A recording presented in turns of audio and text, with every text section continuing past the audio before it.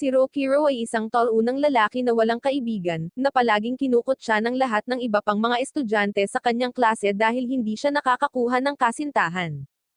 Kahit anong pilit niya, parang lagi siyang tinatanggihan ng mga ito.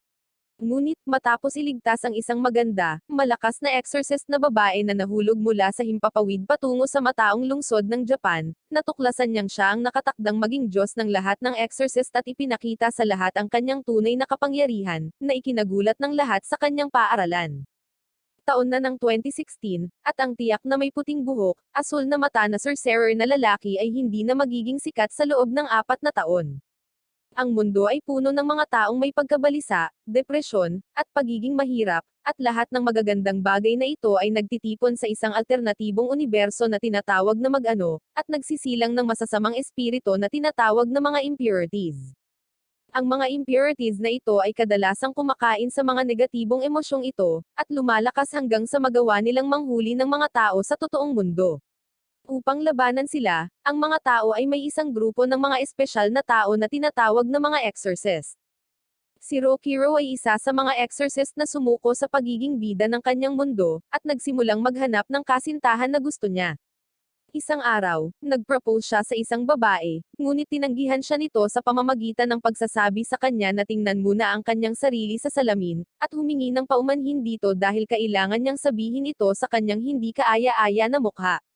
Nang marinig niya ito, nagsimula siyang umiyak at tumakbo palayo, ngunit nabangga ang kanyang kaibigan sa pagkabata na si Mayura, na nagsabi sa kanya na ihinto ang pagiging isang talunan.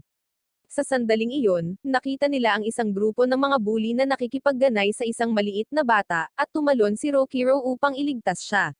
Ngunit sa kasamaang palad para sa kanya, siya ay napatid sa kanyang sarili at nauwi sa pagkahulog sa isang poste, at napahiya ang kanyang sarili sa harap ng lahat. Samantala, isang babae, na susunod na pinuno ng bahay ng Adashino, na nagngangalang Binyo, ay sumakay sa tren pabalik mula sa paaralan. Biglang nawala ang mga ilaw sa loob ng tren, at ang mga malahalimaw na impurities ay nagsimulang umatake mula sa labas. Bumubulong ang kanyang espiritu sa kanyang tainga na kung hindi sila kumilos ngayon, may mga casualty. Pagkarinig nito, tumayo siya at gumamit ng papel na antang-antang upang ipatawag ang tarangkahan sa mag-ano, at sinimulan ang pakikitungo sa mga espiritu ng impurities. Sa kabilang banda, nakikita natin ang isang matandang geezer sa dormitoryo ni Rokiro, na gumagamit ng kanyang kapangyarihan sa isang kutsara upang mahanap ang mga impurities sa istasyon ng tren. Lahat sila ay nakatira sa Seika Dormitory, na isa sa maraming lugar kung saan pinapangasiwaan ang mga kadit ng pagsasanay para maging ganap na exorcist. Ang matandang lalaki ay pinangalan ng Zenkichi, at pagkatapos malaman ang tungkol sa pag-atake ng mga impurities, sinabihan niya ang mga kadit na sina Ryogo, at Soshi, at Shinosok na maghanda para sa pag-atake. Nagayos na silang lahat at sinabihan si Rokiro na sumama na rin sa kanila, ngunit sinabi niyang ayaw na niyang maging exorcist at basta na lang tumakas. Iniwan siya ni Ryogo at ng iba pa, at nagreklamo si Atsushi tungkol sa kung paano pa rin nilalayaw ng matanda si Rokiro na parang bata at inispoil siya. Ngunit sumabat si Ryogo at ipinaliwanag na si Rokiro ay talagang ang bida ng anime na ito, at siya lamang ang nakaligtas sa malagim na insidente sa dormitoryo ng Katsuki na nangyari 2 taon na ang nakakaraan. Samantala, abala si Binyo sa pagtatapos sa lahat ng umaataking impurities.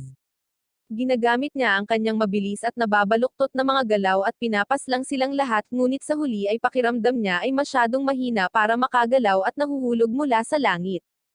Kapag natapos na ang labanan, habang siya ay bumabagsak, ang gate sa totoong mundo ay bubukas sa ilalim niya, at nakita niya ang kanyang sarili na dumiretso sa ilog sa ilalim ng tulay. Sa kabutihang palad, si Rokiro ay nagkataong nakatambay sa parehong tulay, at nakita niya itong bumagsak. Tumalon siya at sinubukang sunggaban siya, ngunit nakalimutan niyang hindi siya makakalipad sa anime na ito, at pareho silang nahuhulog. Pagkatapos nito, pareho silang lumangoy sa pampang ng ilog, at si Rokiro, bilang isang alpha male, ay namangha sa kanyang kagandahan. Sa sandaling iyon, ang babae ay naglabas ng isang maliit na mapa at sinabi sa kanya na gusto niyang pumunta doon. Mukhang sa isang lugar malapit sa istasyon ng Narukami, kaya nagpa siya siyang i-escort siya mismo. Sa kanilang paglalakbay, itinuro ng babae ang isang tindahan ng candy at sinabing nagugutom siya ngunit walang pera. Agad na kinuha ni Rokiro ang kanyang pitaka at sinabihan siya na kumuha sa kanyang sarili, at natapos niya ang paggamit ng lahat ng kanyang pera ng sabay-sabay sa ilang pagkain, at nagalit sa kanya kapag sinubukan niyang kumuha ng isa para sa kanyang sarili. Pagkatapos noon ay nagpatuloy sila sa paglalakad para hanapin ang lugar na gustong puntahan ni Binyo. Sa kanilang paglalakbay, nakita nila ang isang pares ng mga bata na biglang naglalaho sa hangin. Napagtanto ni Binyo na ito ay dapat nakagagawa ng isang impurities, at binuksan ng isang tarangkahan sa mag-ano at nauwi sa pagsama rin kay Rokiro. Pagdating sa loob, iniligtas ni Binyo ang mga bata sa pamamagitan ng pagputol ng ulo ng halimaw, ngunit pagkatapos ay napapalibutan siya ng isang grupo ng mga ito. Inilabas niya ang kanyang mga antang-antang na papel at ina-activate ang kanyang body enhancement ability, na nagbibigay sa kanyang napakalaking stats boost na nagpapahintulot sa kanya na matalo ang lahat ng ito sa isang kisap mata. Pagkatapos nito, pinuntahan niya ang bata at pinagaling siya ng isa pang charm, ngunit pagkatapos ay nagpakita ang isang napakalaking halimaw na parang gagamba at pinagbantaan sila. Inatake ito ni Binyo, ngunit hinamped siya pabalik ng halimaw sa lupa na parang langaw. Pagkatapos ay binigyan niya ng gate charm si Rokiro, at sinabihan siyang umalis doon kasama ang mga bata habang pinipigilan niya ang halimaw. Sinabi sa kanya ni Rokiro na hindi niya ito matatalo at dapat tumakbo kasama sila, ngunit sinabi ni Binyo na siya ay malakas at tatalunan ang lahat ng mga halimaw sa mundong ito. Dahil doon, tumalon siya pabalik sa laban habang si Rokiro ay nagsimulang mag-isip pabalik sa kanyang nakaraan. Habang iniisip niya ang kanyang flashback na kwento, inatake si Binyo ng halimaw at ginamit bilang isang mop upang linisin ang sahig ng mag-ano ng malaking halimaw. Kapag nawala ang lahat ng pag-asa, humakbang pasulong si Rokiro at nagpa siya na gawin ng ilang exorcism pagkatapos ng lahat. Sinabi niya kay Binyo na napakabilis niyang mapa-atras ng isang mahinang halimaw, para sa isang taong nag-aangking sapat na malakas upang talunin ang lahat ng mga impurities, at pagkatapos ay inilabas ang kanyang kakaibang itim na charm at pinapagana ang kanyang mga kakayahan, na nagiging braso ng isang malakas na demonyo. Pagkatapos ay itinuro niya ang kanyang mga daliri sa halimaw at sinuntok ito tulad ni Saitama, na ginawa itong isang grupo ng kawalan sa isang hit, na ikinagulat ni Binyo sa kanyang lakas. Hinarap siya ni Binyo at sinabing hindi pa siya nakakita ng kapangyarihang tulad nito, ngunit sinabi sa kanya ni Rokiro na ito ay isang sumpa at hindi isang kapangyarihan na dapat ipagmalaki. Samantala, nakikita natin ang isang may puting buhok na balisa na tumingin sa apoy, habang hinuhulaan nito ang tungkol kay Rokiro at Binyo bilang Twin Star Exorcist. Bumalik sa mag-ano, sinabi ni Rokiro kay Binyo na huwag sabihin sa sino man ang tungkol sa kanyang pakikipaglaban ngayon. Sinabi niya na ayaw na niyang maging exorcist, at ito ay talagang nagpapagalit kay Binyo. Tinapakan niya ang paa nito bago ibalik silang lahat sa totoong mundo, at saka lumakad palayo habang iniisip kung paanong hindi niya ito gusto. Sa kabilang banda, naalala ni Rokiro na nakalimutan niya ang kanyang bag sa ilog, at bumalik upang kunin ito bago tuluyang bumalik sa dormitoryo. Sa sandaling bumalik siya, napansin niya ang matanda at lahat ng iba pang nakapaligid kay Binyo at tinatrato siya na parang isang prinsesa. Tinanong niya ang mga ito kung ano ang ginagawa niya doon, at sumagot ang matanda na sa kanilang dormitoryo din siya tutuloy, kaya dapat itong maging mabait sa kanya. Si Rokiro ay nagsimulang magsalita pabalik, ngunit ang pamilyar ni Binyo ay nasemon mismo at tumalon sa kanyang mukha dahil sa pagsasalita ng masama tungkol sa amo nito. Ipinakilala nito ang sarili bilang kinako, at ang sinumang manggugulo kay Binyo ay kailangang harapin muna ito. Nainis si Rokiro at naglakad na lang pabalik sa kanyang kwarto. Kinaumagahan, nagising si Binyo ng 5 at pumasok sa kwarto ni Rokiro para gisingin siya. Sinabi niya sa kanya na gusto niyang magkaroon sila ng isang friendly na sparring match, dahil gusto niyang makita kung sino ang mas mahusay na exorcist. Sinabi ni Rokiro na wala siyang pakialam, at hindi niya gustong maging exorcist pa rin. Sa sandaling iyon, inanunsyo ni Ryogo na nakakita sila ng isa pang pag-atake ng impurities, at lalabas para harapin sila. Pinaalis ni Rokiro si Binyo sa kanyang silid, at sinabing hindi na siya babalik sa mag-ano kailanman at isinara ang pinto. Sandali itong pinag-isipan ni Binyo at saka sinabi kay Ryogo na tutulungan din niya sila sa misyon. Pagdating pa lang nila sa mag-ano, ginamit ni Binyo ang kanyang mga spell at sinimulang salakayin ang higanteng Polakan na halimaw ng mag-isa. Mabilis niyang ginagawa ito, habang iniisip ang tungkol kay Rokiro at ang desisyon nitong huwag maging exorcist sa kabila ng pagiging malakas nito. Pagkatapos ng labanan, tinanong ni Ryogo si Binyo kung nilabanan ni Rokiro ang mga impurities noong isang araw sa kanilang pagbabalik.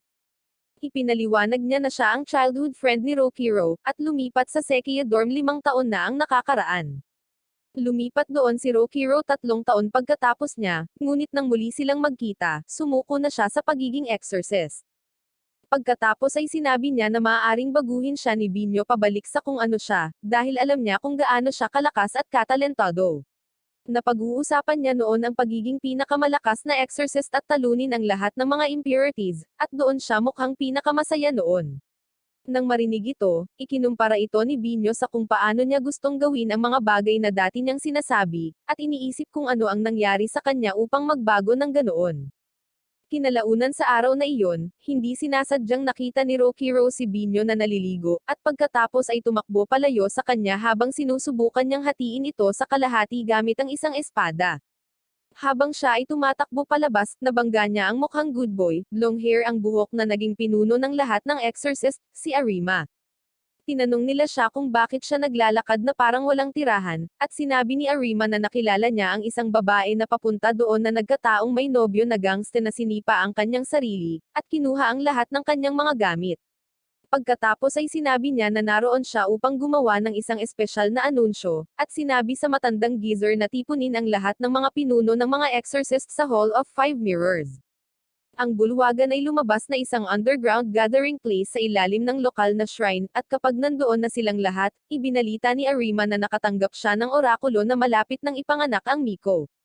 Ang Miko ay ang titulo ng isang mangkukulam na magkakaroon ng walang katapusang kapangyarihan, at nakatakdang linisin ang buong mundo ng lahat ng mga impurities gamit ang kanilang pambihirang kakayahan sa exorcism.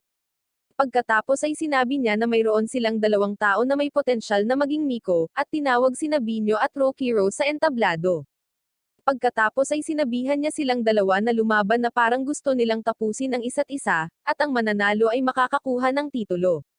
Sinabi sa kanya ni Rokiro na ihinto ang paggawa ng mga bagay-bagay at na hindi niya nais na maging isang exorcist sa unang lugar, ngunit nakikita ito ni Binyo bilang isang pagkakataon upang labanan siya ng seryoso at simulan ang tunggalian. Sa simula, hinayaan siya ni Rokiro na itulak siya, ngunit sinimulan siyang kutsain ni Arima, na sinasabi kung paano nasawi ang kanyang mga kaibigan dahil sila ay mahina ngunit hindi siya, kaya dapat niyang angkinin kung ano ang nararapat sa kanya. Ang pangungutya ay nakakuha ng atensyon niya, habang inaalala niya ang kanyang nakaraan at pinapagana ang kanyang kakayahan at sinimulang atakihin si Binyo pabalik. Nagugulat ang lahat dahil hindi nila inaasahan ang isang walang pangalang lalaki tulad ni Rokiro na nagtutulak sa prodigy Binyo pabalik. Sinubukan ni Rokiro na kumalma at sinabi sa kanya na itigil na lang ang lahat ng ito, ngunit naisip ni Binyo ang libing ng kanyang mga magulang at pinakawalan ang kanyang nakatagong kapangyarihan, bago pabagsakin si Rokiro sa mga mabilis na pag-atake. Nagpasya si Rokiro na magseryoso din at kinontra siya, at mukhang pareho silang magtatamaan sa kanilang mga huling pag-atake. Ngunit si Arima ay gumagamit ng isang espesyal na antang-antang na papel na nagtatanggal sa kanilang mga enchantment, at si Binyo ay bumagsak kay Rokiro ng walang labis na pinsala. Lumapit si Arima sa kanila at humingi ng paumanhin kay Rokiro sa panunuya sa kanya ng ganoon, kahit na hindi niya sinasadya ang alinman sa mga bagay na iyon.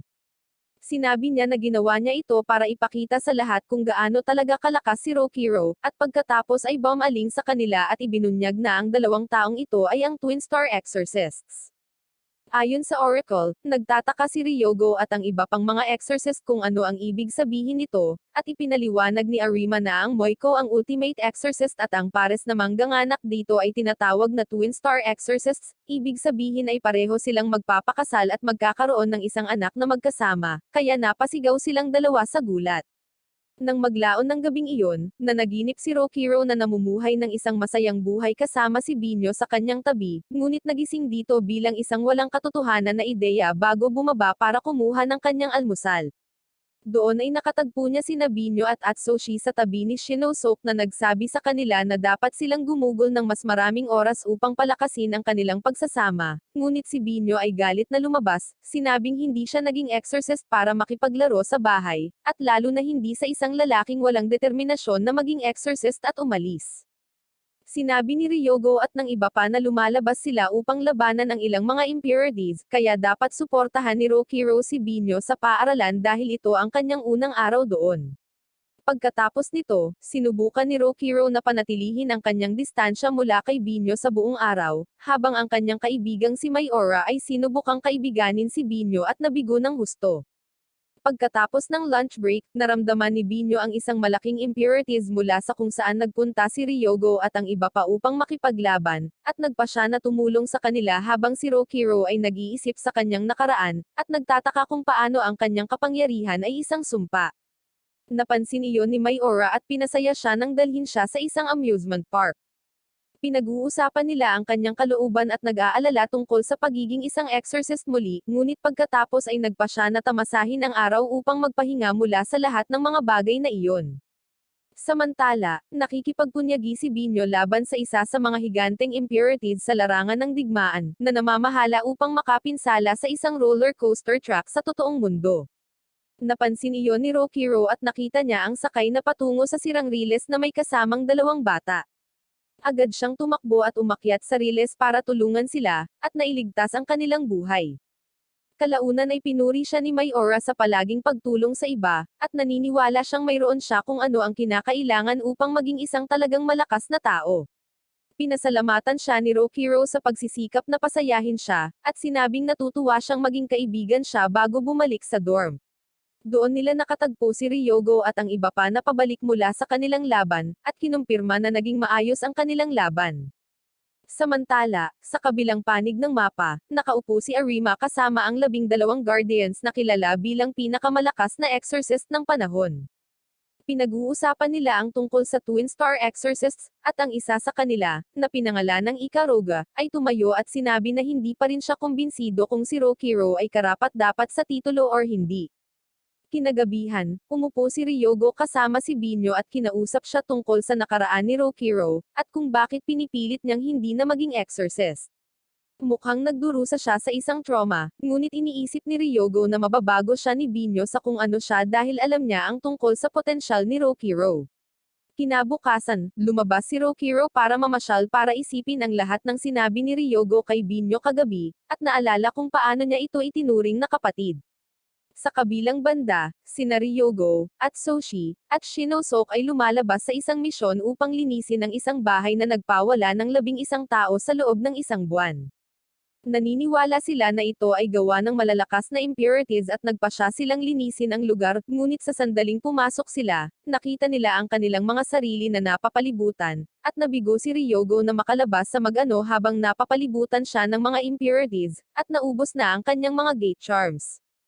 Bumalik sa dormitoryo, sinabi ni Atsushi at Shinosok kay Rokiro ang tungkol sa sitwasyon, at pumunta siya para humingi ng tulong kay Binyo. Pagkatapos nito, sumugod sila sa mag-ano at tinapos ang lahat-lahat ng mga impurities nang walang kahirap-hirap.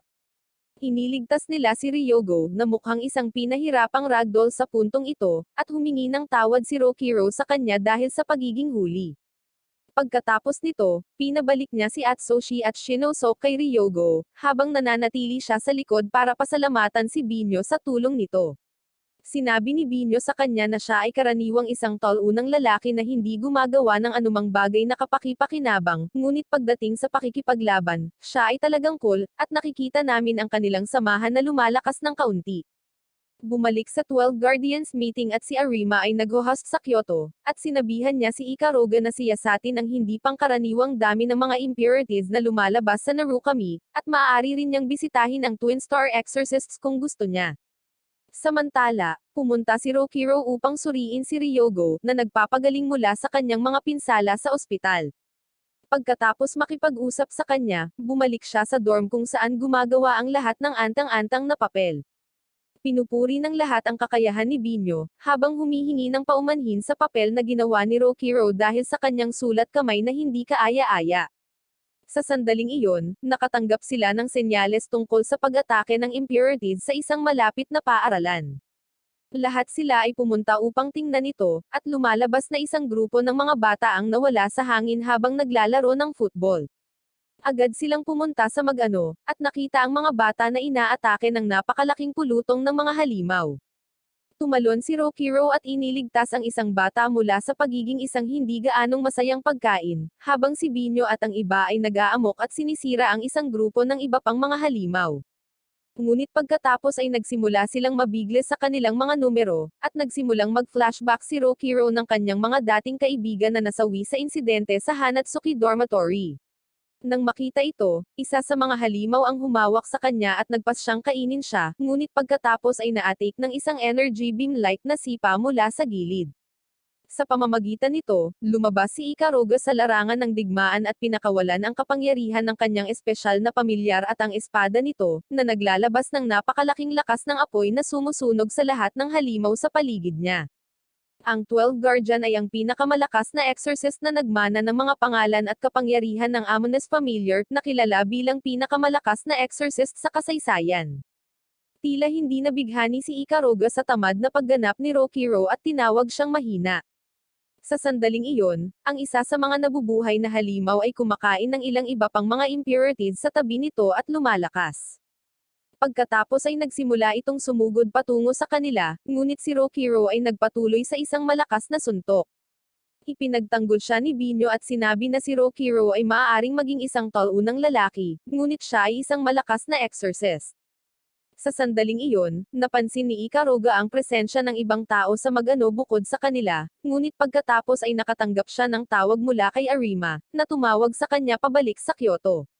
Bumalik si Ikaruga, ngunit lumalabas na naglalaro lang si Arima at gustong malaman ang kanyang opinyon tungkol kay Rokiro matapos makita ang kanyang kapangyarihan.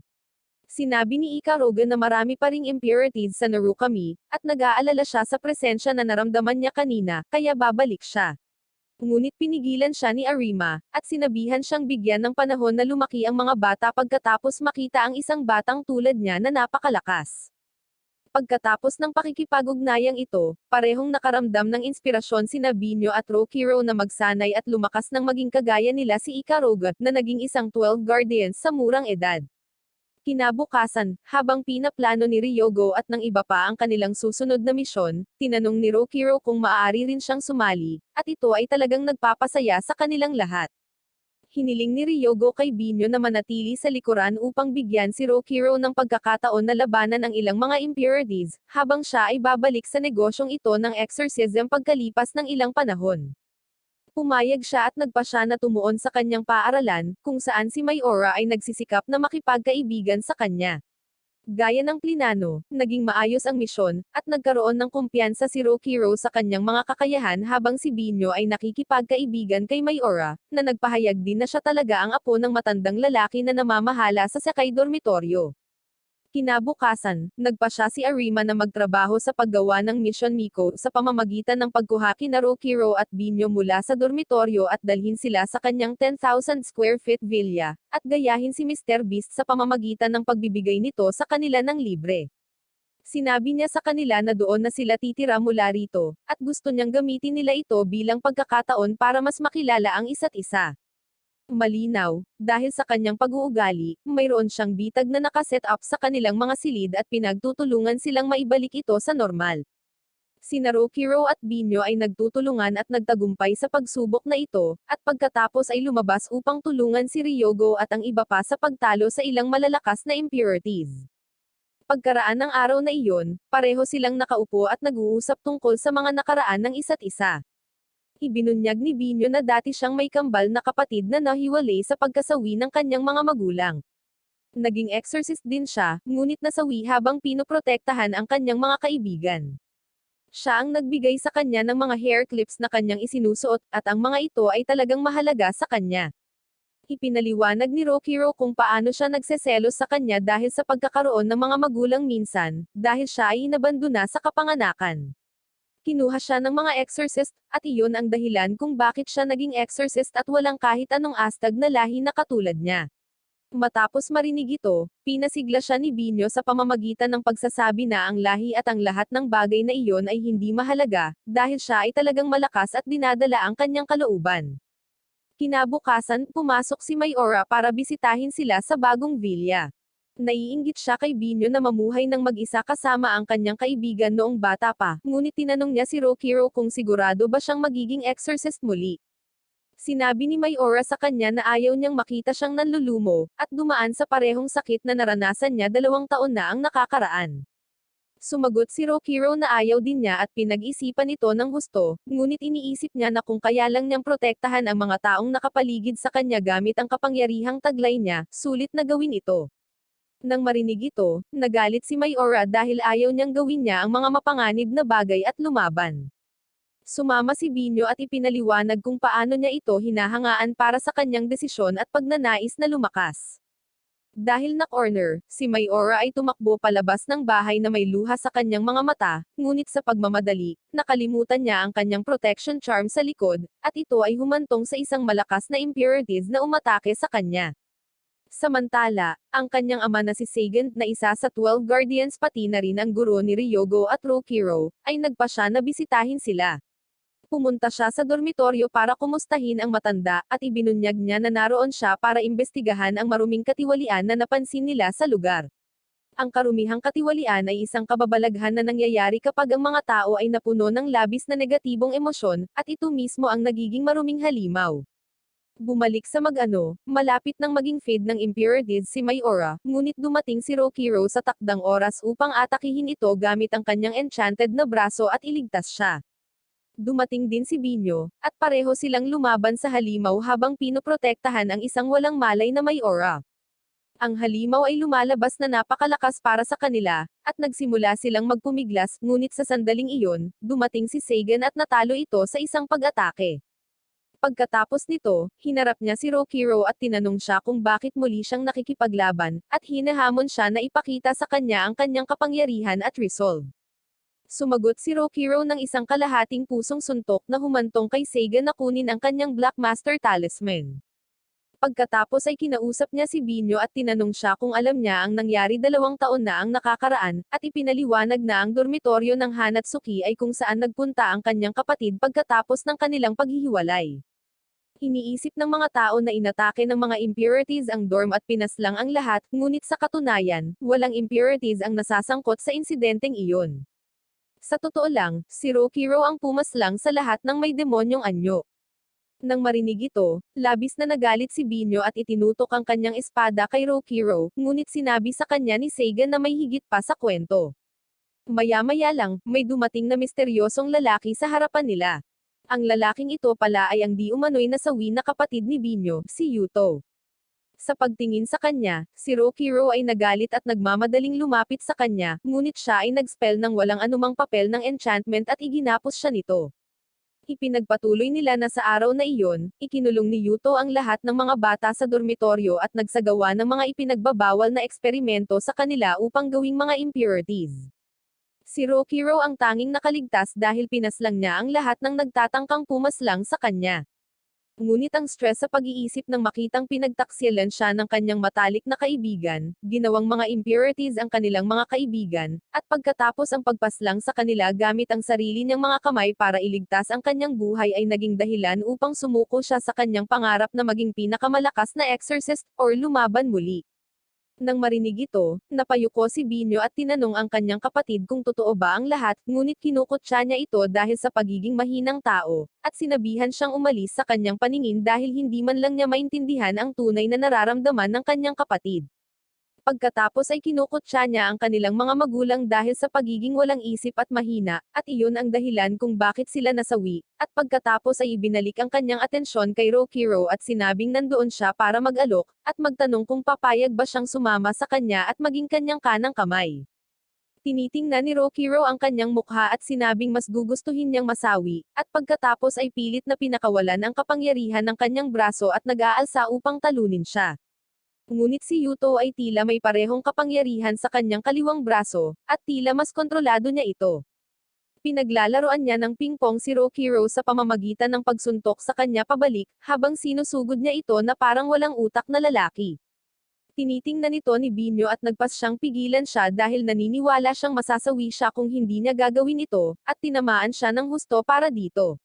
Ngunit nagbunga ang kanyang pagsusumikap dahil pinabalik nito si Rokiro sa kanyang katinoan. Sinabi sa kanya ni Yuto na siya ay isang kabiguan dahil wala siyang tunay na determinasyon na lumakas, at aasahan niya ang higit pang libangan mula sa kanya sa susunod na pagkakataon, at pagkatapos ay umalis. Pagkatapos nito, kinuha ni Sagan si Mayora at umuwi habang si Binyo ay humihingi ng tawad kay Rokiro dahil sa galit sa kanya kanina. Pagkatapos nito, pareho silang nagkaayos at nagpasya na lumakas ng magkasama. Kinagabihan, pumunta silang dalawa kay Sagan at hilingin sa kanya na sanayin sila, ngunit tumanggi siya sa pagsasabing kailangan nila ng higit pa na ambisyon at masyado siyang abala. Kinabukasan, nagpa siya ang guro ni Binyo na si Sub-Aero na bisitahin siya sa bagong villa. Isa rin siya sa 12 Guardians, at kasama niya ang kanyang kapwa Guardian Totoro. Hiniling sa kanya ni Binyo at Rokiro na sanayin sila, at tinanggap niya ang kanilang mga kahilingan. Pagkatapos nito, pinagawa niya sa kanila ang sunod-sunod na mga kalokohang gawain tulad ng pamimili ng magkasama bilang mag-asawa, paglabas upang kumain, paglalaro ng taguan, at kahit na pakikipaglaban sa ilang self-constructed monsters upang pagsamahin silang dalawa bilang mag-asawa. Pinalamutian din niya ang villa ng ilang mag-agarang kasangkapan, at ipinapaunawa sa kanila kung gaano kahalaga ang pagtutulungan ng magkasama. Pagkatapos niyang umalis, sinubukan nilang dalawa na itakda ang kanilang mga gawain sa bagong bahay. Sinabi ni Rokiro na siya ang mananagot sa pagluluto ng mga hapunan, dahil sigurado siyang masasawi silang dalawa kung patuloy nilang kakainin ang mga luto ni Binyo. Sinabi ni Binyo na okay at pagkatapos ay lumabas para sa kanyang trabaho sa gabi, habang iniisip ang tungkol sa kanyang buhay bago nasawi ang kanyang mga magulang at kung paano silang lahat ay nagsasama-sama sa hapunan. Matapos tumakbo ng medyo matagal, lumingon siya ngunit naramdaman niya ang matinding impurities sa lugar at nagpas siyang alisin ito. Pumunta siya sa mag-ano, ngunit ang malaking impurities ay sumasabog sa sarili nito, at lumalabas na isang humanoid na impurity ang may pananagutan dito. Kinikilala ni Binyo ang impurity na ito bilang ang pumaslang sa kanyang mga magulang 6 na taon na ang nakakaraan, si Kamway. Mukhang hinahanap niya ang Twin Star Exorcist at tinanong siya kung alam niya kung saan niya mahahanap ang mga ito, ngunit sinalakay lang siya ni Binyo nang makita niya ang pumaslang sa kanyang mga magulang. Ibinalik lang siya ni Kamway sa lupa na parang langgam, at pagkatapos ay nagpas siyang durugan siya sa ilalim ng kanyang mga paa. Ngunit pagkatapos ay tumalon si Rokiro na may dalang kahon ng tanghalian at sinuntok siya gamit ang kanyang damanak na kamay. Sinabi niya sa kanya na hindi patas para sa kanya na makipag-away ng mag-isa, at pumunta siya doon dahil huli na siya sa hapunan. Sa kabilang banda, bumangon si Kamway at inayos ang kanyang sirang leeg at sinabing medyo matagal na rin mula noong nagawang saktan siya ng isang tao, at ang iba ay matatawa kung nakita nila ito. Sa sandaling iyon, muling nabuo ang impurity na pinasabog ni Kamway, at nagpasya siyang tapusin muna ito. Sinasamantala ni Binyo at Rokiro ang pagkakataong ito para makaalis sa mag-ano, at kumuha ng paunang lunas kay Binyo. Sa labas, sinabi ni Binyo sa kanya ang lahat tungkol kay Kamway, at kung paano siya ang impurity na pumaslang sa kanyang mga magulang at kailangan niyang maghiganti. Sinabi rin niya sa kanya na si Kamway ay isang S-rank na impurity na kilala bilang Besara, na kasing lakas or maaaring mas malakas pa kaysa sa mga Guardians. Sinabi ni Rokiro na naiintindihan niya at maghihiganti siya para sa kanya dahil nasugatan siya ngayon. Pagkatapos ay bumalik si Rokiro sa mag-ano ng mag-isa, at nagpas siyang labanan si Kamway ng mag-isa. Siya ay may buong lakas, ngunit ito ay halos walang anumang bagay sa malakas na impurity. Gayunpaman, nagawa ng kanyang damanak arm na makapagdulot ng pananakit kay Kamway, at tulad ng isang gusto ng matinding labanan, nasiyahan siya dito at sinabing may potensyal si Rokiro, kaya bibigyan niya siya ng pagkakataong mabuhay. Nakipaglaban si Rokiro kahit na ano paman, kaya nagpa siya si Kamway na maging seryoso sa pamamagitan ng paggamit ng isang isinumpen na enchantment sa kanyang mga binti at sinipa si Rokiro sa limot. Sa sandaling iyon, sumali rin si Binyo sa laban at nagpapasalamat kay Rokiro sa pagtulong sa kanya na mabawi ang kanyang kumpiyansa. Lumalaban siya sa impurity gamit ang bagong lakas, ngunit hindi ito sapat. Sa puntong ito, pinagsama ni Rokiro at Binyo ang kanilang natitirang kapangyarihan sa isang combo attack na nagawang saktan ang binti ni Kamway, ngunit nangangailangan ito ng labis na enerhiya kaya hindi na makagalaw ang mga Twin Star Exorcist. Napagtanto ni Kamway na sila ang mag-asawang hinahanap niya, at nasa sabik na makita kung gaano kalaki ang potensyal nila. Sinabi niya sa kanila na lumakas upang makakuha siya ng maraming espiritual na enerhiya pagkatapos silang tapusin at umalis, habang nakikita namin si Arima na nagbabantay sa kanila mula sa malayo upang matiyak na ang pag-asa ng mga exorcist ay hindi masasawi sa maagang labanang ito laban sa isang boss-level threat. Kapag natapos na ang labanan, ibinabalik niya ang mga ito sa bahay at tinitiyak na nakakapagpapahinga sila ng mabuti. Magkasama, pagkatapos ng araw na iyon, ginugugol nila ang mga susunod na araw sa pagpapahinga at pag-e-enjoy sa kanilang mga normal na araw kasama ang iba pang exorcist mula sa Sakay Dormitory. Napapansin din nila si Sagan na panakanak ang pumapasok para kausapin ang matanda, ngunit hindi niya sinabi sa kanila kung bakit siya naroon. Sa kalaunan, nalaman nila na nakakahanap sila ng higit pang impurities na katiwalian kamakailan, na humahantong sa maraming tao na nagiging mga halimaw sa Narukami. Lumipas ang ilang araw ng ganito hanggang isang araw, nabalitaan ni Ryogo ang pagkasawi ng isa sa malalapit niyang kaibigan at ekspertong exorcist na si Toro.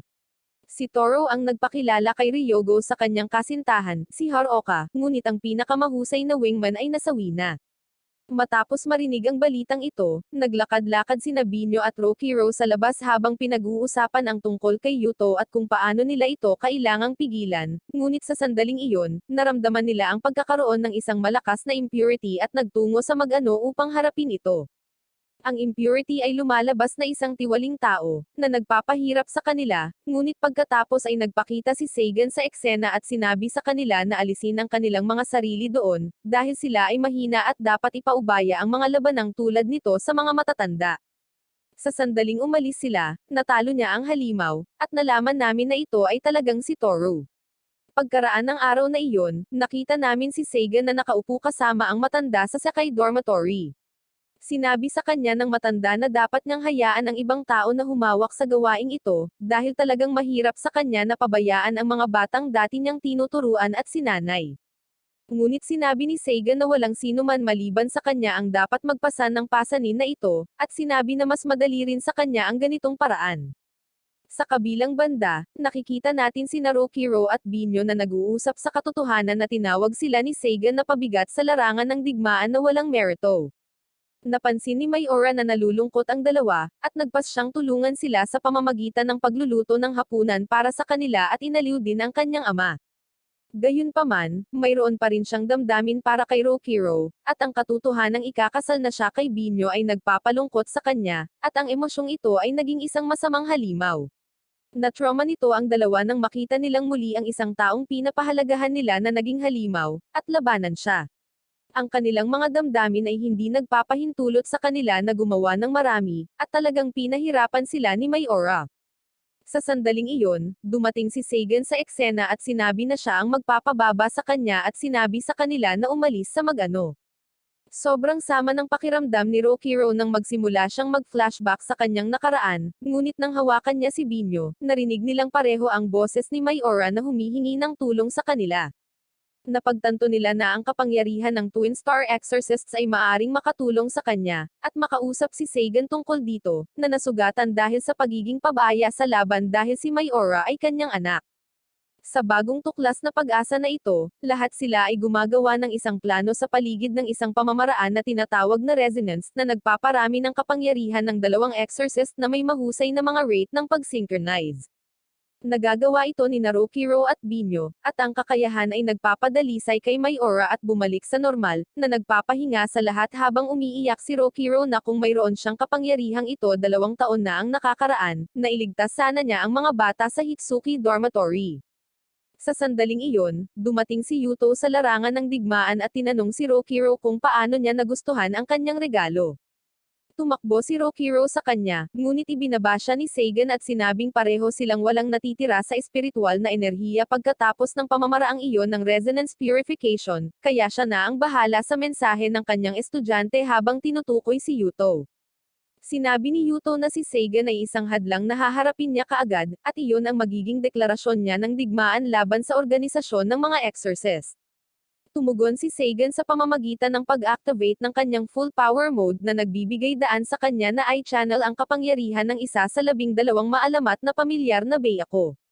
Pagkatapos ay dumiretso siya kay Yuto, ngunit pinatumba siya ni Yuto gamit ang kanyang demonyong braso at pinabagsak siya. Pagkatapos noon, nagpasya siyang atakihin si Rokiro, ngunit nagawa ni Seigan na harangan ng katawan ang pag-atake at pagkatapos ay sinabi niyang paprotektahan niya ang Twin Star Guardian kahit na ano paman. Nagpasalamat siya sa dalawa sa pagligtas sa kanyang anak. Sinabi rin niya kay Rokiro na sinadya niyang ibigay sa kanya ang isang bagay na iniwan niya sa matanda, kaya kapag nakalabas na sila ng mag-ano, dapat siyang pumunta at kunin ito. Pagkatapos ay gumamit siya ng self-exploding charm at pinasabog ang kanyang sarili. Nakaligtas si Yuto sa pagsabog ng walang gasgas, at ginamit ni Rokiro ang pagkakataong ito para mabawi ang malubhang na sugatan at walang malay na si Seigan. Si Yuto ay nag-alok sa kanya na sumama sa kanya muli, at sinabihan siyang pumunta sa Hitsuki dorm sa Mago sa susunod na araw kasama ang kanyang sagot, kung hindi, gagawin niya ang lahat sa Sakai Dormitory na isang masamang halimaw at pagkatapos ay umalis. Isang malungkot na sigaw ang pinakawala ni Rokiro at saka isinugod sina Seigan at Mayora sa ospital kasama si Binyo. Sa ospital, nalaman nila na kahit na mabuhay si Seigan, hindi na siya makakalaban muli na parang exorcist sa buong kapangyarihan. Nawala rin ang isang braso niya sa pagsabog at sinubukang maging kasing cool ni Shanks. Bukod pa riyan, sinabi ng matanda kay Rokiro na ang isang unit ng 12 Guardians ay binuo upang alisin si Yuto, at na sila ay nasa Naru kami sa loob ng ilang araw. Kinagabihan, binuksan ni Rokiro ang kahon na iniwan ni Seigan sa matanda at may nakita itong itim at pulang uniforme. Naalala niya kung paano nagsuot ng ganito si Seigan noong tinuturuan niya sila, at nabanggit niya na ang pinakamalakas na exorcist lang ang pinapayagang magsuot nito. Sinabi niya sa kanya na dapat siyang lumakas ng sapat at patunayan ang kanyang pagiging karapat-dapat kung nais niyang isuot ito, at ngayon ay ibinigay niya ito sa kanya. Lalo nitong pinaiyak si Rokiro, at nagpasya siyang humarap kay Yuto kinabukasan at sinabi kay Binyo ang tungkol sa kanyang desisyon. Pagkatapos nito, pareho silang nagsasanay gamit ang lahat ng mga tool, armas, at enchantment na nasa kamay nila. Nagsasanay din sila ng resonance at nalaman na ito ay 5 hanggang 10 beses na pagtaas ng kapangyarihan, at walang mahirap na limitasyon sa kung ilang beses nila ito magagamit hanggat mayroon silang lakas at tibay na gawin ito. Nalaman din namin na sa panahon ng Hitsuki incident, naputol ang braso ni Rokiro nang kainin ito ng isa sa mga halimaw. Pagkatapos noon, nagsimula na rin siyang maging isang impurity, ngunit sa ilang kadahilanan, nakontrol niya ang kapangyarihang iyon at ipinadala ito sa kanyang nawawalang braso, na hinayaan siyang mag-exercise sa kanyang mga kaibigan noong araw na iyon. Nangangahulugan ito na ang kanyang kanang braso ay ang kapangyarihan ng kanyang nasirang anyo ng impurity. Bukod doon, sinubukan din ni Rokiro ang isang pulang master talisman na kasama ng uniforme na inihanda ni Seigan para sa kanya. Kapag natapos na ang training arc, pareho silang natutulog para mabawi ang kanilang stamina at pagkatapos ay tumungo sa mag-ano upang harapin si Yuto sa Hitsuki Dormitory Ruins. Pagdating sa loob, sinimulan nila ang pakikipaglaban kay Yuto at nagsimulang mabigla sa simula pa lang. Inatake nila siya gamit ang kanilang mga signature moves, ngunit sabi ni Yuto na parang binabato nila siya ng mga butil ng bigas. Pagkatapos ay gumamit sila ng resonance at tinamaan siya ng ilang pag-atake, ngunit hinaranggan sila ni Yuto ng walang anumang pinsala at tinawag silang mga desperado. Samantala, pinapanood ni Kamui ang labanan mula sa malayo, na nakakaramdam ng pagkabagot. Bumalik sa larangan ng digmaan, ginamit ni Rokiro ang pulang master talisman para pagandahin ang kanyang braso, at pagkatapos ay gumamit ng resonance kasama si Binyo para makakuha ng isa pang power boost. Sa pamamagitan nito, sinimulan niyang i-overwhelm si Yuto saglit. Nagpakawala sila ng isang malakas na pag-atake, na nagpapadala kay Yuto na lumilipad, ngunit pagkatapos ay ipinakita niya ang kanyang tunay na buong impurity na anyo at sinabi na hindi nila maisip na saktan siya sa ganitong anyo, kaya ginagamit niya ang kanyang katawan ng tao upang gawing mas masaya ang mga laban. Pagkatapos nito, bumalik siya sa anyo ng tao at lumakad patungo sa kanila, ngunit pagkatapos ay bumagsak, umuubo ng dugo. Iniisip ni Rokiro na ito na ang kanyang pagkakataon upang tapusin siya at sumugod para sa isang pag-atake, ngunit sinabi ni Yuto na siya ay umaakting lamang at hinawakan ang kanyang braso at naghahanda na basagin ito. Sinubukan ni Binyo na iligtas siya, ngunit binali ni Yuto ang kanyang mga binti at pinabagsak siya. Sinubukan ni Rokiro na iligtas siya, ngunit itinulak siya ni Yuto at pagkatapos ay sinabi kay Binyo kung gaano siya kaawa-awa, bago sinira ang mga sipit ng buhok na ibinigay niya sa kanya noon pa man. Pagkatapos nito, iniwan niya siya sa lupa upang maging pagkain ng mga impurities sa kanilang paligid, at nagpatuloy sa pag-atake kay Rokiro. Habang siya ay nakikitungo sa kanya, si Kamui ay tumalon at nag-aalok ng tulong kay Binyo. Sinabi niya na gusto niyang bigyan ang mga tao na may potensyal na pagkakataon na mabuhay at lumakas para sa kanyang sariling kasiyahan, at sinabi sa kanya na pumili sa pagitan ng masasawi dito, or kunin ang kanyang kapangyarihan at makakuha ng mga demonyong binti tulad ng hawak ni Rokiro. Nahirapan si Binyo sa paggawa ng desisyon, ngunit tinanggap ito para iligtas si Rokiro. Ang kanyang mga binti ay nagiging puting demonyong anyo na puno ng kapangyarihan ng isang Basara. Sinabi niya kay Kamui na isang araw ay aatakihin niya ito gamit ang mga binti na ibinigay niya sa kanya, at pagkatapos ay inatake si Yuto. Na-overwhelm niya siya saglit dahil nanghina si Yuto mula sa pagtangke ng lahat ng mga hit mula kanina. Ngunit pagkatapos ay naubos ang kanyang kapangyarihan sa kalagitnaan, at sinimulan siyang pahirapan muli ni Yuto. Habang tatapusin siya, tumalon si Rokiro at pinigilan siya. Ngunit binigyan siya ni Yuto ng isang malakas na pag-atake sa pamamagitan ng pagtusok sa kanyang tiyan at itinapon siya. Ngunit pinipigilan ni Rokiro ang kanyang sarili, sinuntok siya pabalik gamit ang kanyang huling hininga, at pinakawalan ang kanyang kapangyarihan ng impurity sa pinakamataas na nagpapahintulot sa kanya na mag-transform sa isang puting demonyo na katulad ni Yuto sa isang sandali. Ang pagbabago ay nagpapagaling din sa kanyang sugat sa tiyan. Pagkatapos nito, ibinalik niya ang kapangyarihan sa kanyang braso, at nalaman nating lahat na mayroon siyang malakas na plot armor. Nang makita ang malakas na transformation na ito, nagalit si Yuto at pumasok din sa kanyang max power mode. Pareho silang umatake ng old school style gamit ang kanilang mga kamao, hanggang sa pinalipad siya ni Rokiro na parang Team Rocket sa lakas ng mga pag-asa at pangarap ng kanyang mga yumao na kaibigan. Kapag natapos na ang lahat ng ito, pareho silang nagmulat ng kanilang mga mata sa ospital, at sa kabutihang palad, walang sino man sa kanila ang nagdadala ng anumang matinding pinsala.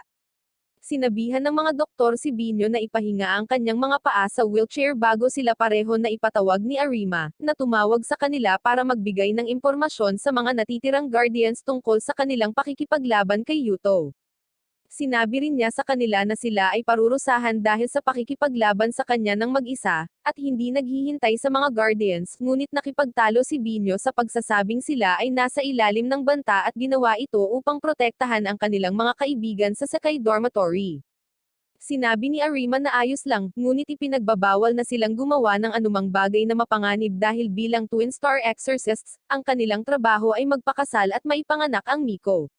Kaya hindi nila kailangang mag-aksaya ng oras sa pagsasanay at pagpapalakas at lahat ng kalokohan. Ito ay talagang nagpapagalit kay Rokiro, at sinabi niya na gagawin niya ito, ngunit dapat nilang pahintulutan siyang tapusin si Yuto gamit ang kanyang sariling mga kamay, at sumang-ayon si Arima. Sinabi niya sa kanila na ayon sa isang kamakailang orakulo na mayroon siya, isang malaking kalamidad ang patungo sa kanila. Ngunit mapipigilan ito ng mga Guardians sa loob ng ilang taon, at ganoon katagal silang magsasanay at lumakas ng mas malakas kaysa sa lahat ng naruroon doon. Sumang-ayon si Rokiro kasama si Binyo, at pareho silang bumalik.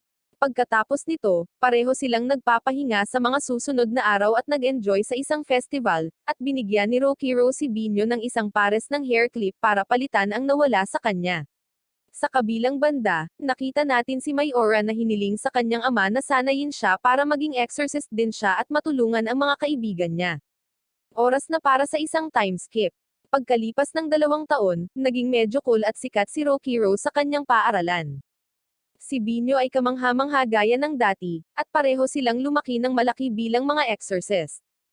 Si Mayora ay naging exorcist na rin ngayon at nakapagsagawa na ng mga pangunahing enchantment at spells, at pinoprotektahan nilang lahat ang Narukami Island bilang Sakai Dormitory Exorcists kasama ang isang retiradong Seigan.